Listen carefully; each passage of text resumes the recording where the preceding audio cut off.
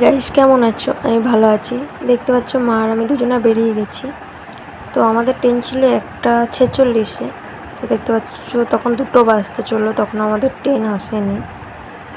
ট্রেনের জাস্ট খবর হয়েছে।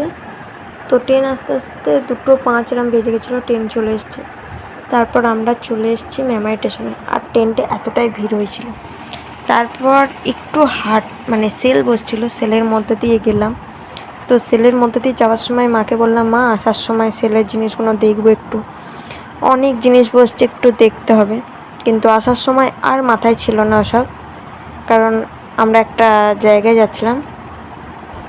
তো আমি আর মা টোটোয় উঠে পড়েছি। টোটোয় উঠে কোথায় যাচ্ছি সেটা জানতে গেলে তোমাদের শেষ পর্যন্ত ব্লগটা দেখতে হবে। চলো, একটার পর আবার একটা টোটোয় উঠে চলে গেলাম।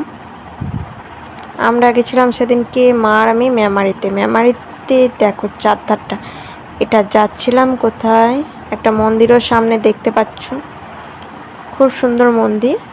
তো সব পাস করে চলে এসেছি এই যে কাঁসার দোকানে। আমি আর মা চলে এসেছি। বলেছিলাম যে আমার একটা গপু শোনা আসছে, তো তার জন্য কিছু জিনিস কেনার জন্য। আর তারপর স্টেশনটাকে একটু বসে দেখছিলাম। সন্ধেবেলায় সত্যি দারুণ লাগে, সন্ধেবেলায় একটা হালকা অন্ধকার পড়া।